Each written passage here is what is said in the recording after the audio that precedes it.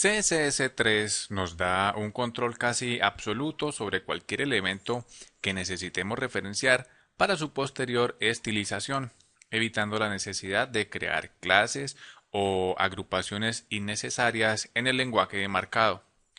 Algunas de las propiedades que vamos a revisar durante este módulo no son exclusivas de CSS3 y vienen de años atrás, pero no han alcanzado la popularidad esperada. Vamos a estudiarlas y a ver la forma de ponerlas en práctica para alcanzar un elemento específico en cualquier nivel de descendencia en un documento. El primer selector que vamos a ver se conoce como descendencia y básicamente nos permite localizar un elemento que es descendiente de otro. Una representación sería div p, por ejemplo. Al usar el símbolo mayor que, estamos buscando cualquier párrafo que sea descendiente de un div. De acuerdo a la regla anterior, para el siguiente ejercicio, este primer párrafo debe ser ignorado porque no es descendiente directo del div. Si se fijan, es descendiente directo del elemento artículo. Este otro párrafo sí debe quedar seleccionado porque es descendiente directo del div. Y este otro párrafo también porque de igual forma es descendiente directo del div. Vamos a hacer aquí a estilizar en la hoja de estilos. Vamos a borrar todo esto y vamos a colocar div signo mayor que p para apuntar hacia los párrafos y vamos a colocarles color red. Vamos a hacerlos también, vamos a colocarle un peso de fuente.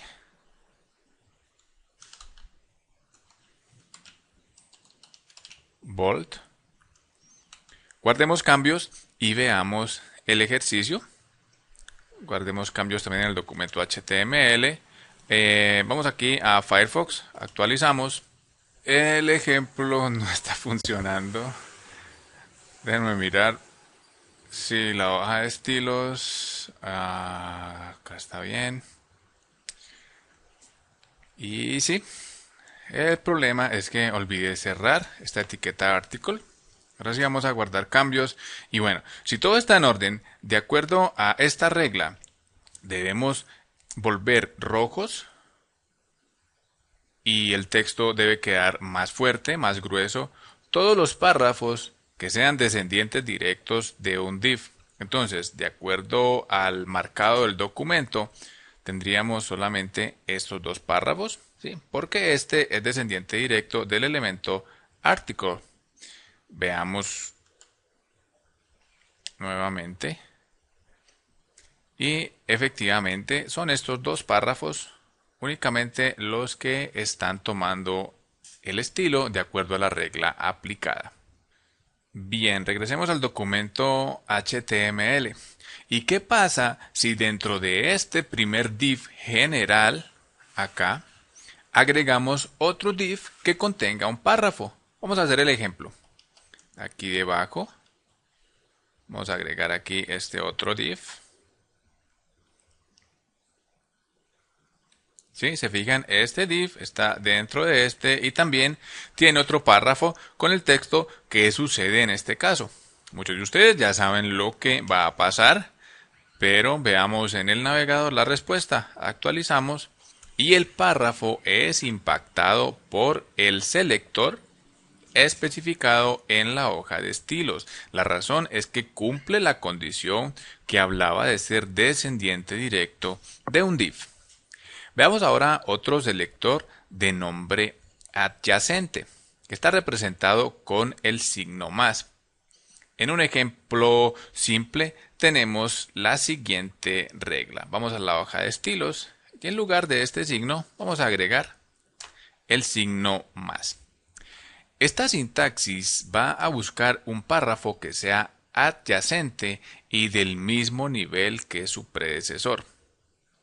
En este caso, veamos aquí en el documento HTML, estaría influyendo sobre un párrafo que tenga encima un div, pero que ambos estén al mismo nivel. Veamos si encontramos esta condición en este ejemplo. Aquí aparece el primer párrafo del código, pero no está antecedido de un div que esté en su mismo nivel de jerarquía.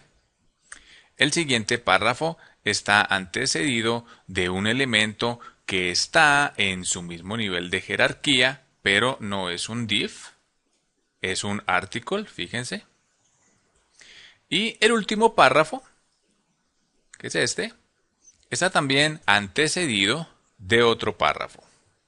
Por eso, cualquier condición que agreguemos en la hoja de estilos para esta regla va a ser ignorada por todos los elementos del documento. Tampoco esta última condición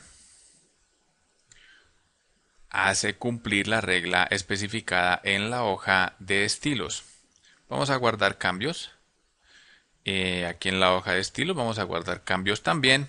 Y ninguno de los párrafos debe quedar en color rojo ni con la fuente en bold. Vamos a actualizar. Y ahí está el resultado. Ahora vamos a forzar un resultado positivo, por llamarle de algún modo, y alteremos un poco lo que le va a suceder a ese párrafo si se cumple la condición. Veamos, regresemos aquí al documento HTML y es muy sencillo. Vamos a agregar y vamos a cambiar de elemento párrafo, pudiera ser también un H1, H2, H3, de hecho hagámoslo así. Vamos a agregar aquí H1 y coloquemos se cumple la condición.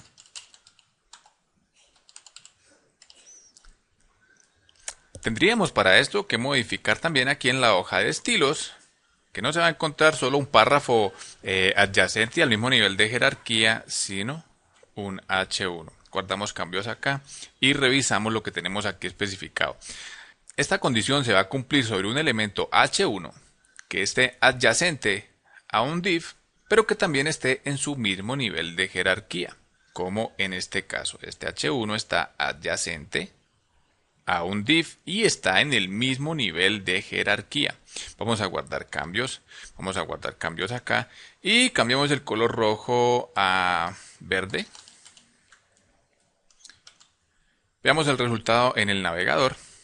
Refresquemos y se fijan que se cumple la condición, donde tenemos el selector afectando este único H1 en el documento. Recuerden nuevamente que cumple las dos condiciones. La primera será adyacente al elemento superior y la segunda estará al mismo nivel de jerarquía. Para cerrar esta lección, veamos un tercer selector que sí es exclusivo de CSS3 y está representado por el símbolo tilde, que contrario a la figura de asentación en las lenguas romances, aquí aparece bajo esta forma. Ya les voy a mostrar esta figura. Permítanme acercarles. Bien, la regla nos dice que al usarla, ubica un elemento que está al mismo nivel que condicionamos en la propiedad y no necesariamente debe ser adyacente. Vamos a regresar aquí a los párrafos, acá. Y al declarar esta condición, vamos a seleccionar cualquier párrafo que esté al mismo nivel de jerarquía de un div, sin importar que haya otros elementos adelante del párrafo. Revisando este ejemplo, encontramos que no hay ningún párrafo que esté al mismo nivel de jerarquía de un div. Este primer párrafo, fíjense que el elemento superior es un article. También estos otros dos párrafos están dentro de este div, es decir, que no están al mismo nivel de jerarquía. Y en este tercer caso, también tenemos un párrafo que está dentro de un div, pero que no está a su mismo nivel de jerarquía. Ahora, hagamos el ejemplo. Vamos aquí a guardar cambios. Vamos también a guardar cambios aquí nuevamente para tratar de encontrar un párrafo que esté al mismo nivel de jerarquía de un div. el color pasará a color verde. Veamos. Y no se cumple esta condición. Ahora regresemos aquí nuevamente al marcado HTML para forzar esta condición. Y sería bien simple, todo es cuestión de agregar aquí un párrafo.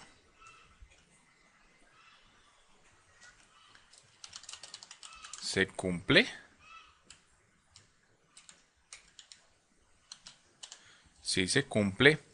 Y también pudiéramos agregar otro párrafo aquí al final de este div para que quede al mismo nivel de jerarquía. Escribámosle también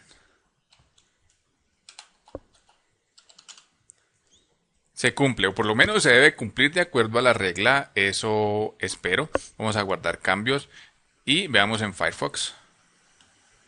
Y si se cumple y también se cumple, todo ha salido de acuerdo a la regla. Nuevamente, estamos buscando un párrafo que esté al mismo nivel de jerarquía de un div, sin importar que sea adyacente o no.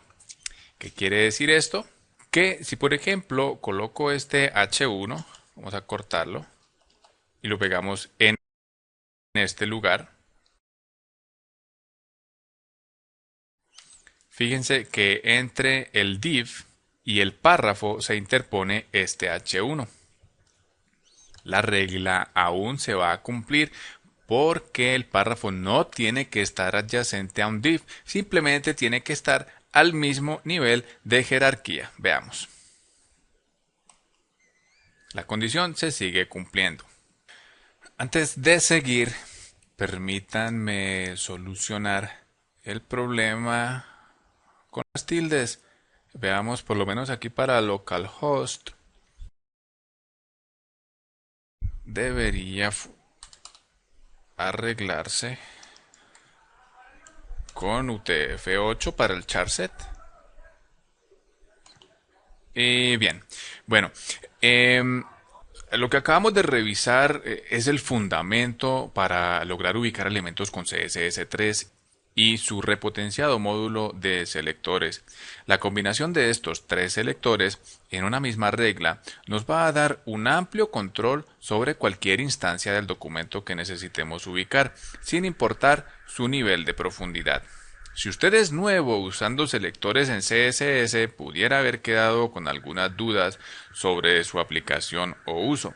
Le recomiendo revisar esta lección con más cuidado. No subestime lo elementales que fueron los ejemplos usados para las demostraciones, porque este mismísimo concepto es aplicado tanto en pequeños como en grandes proyectos. Continuamos en la siguiente parte.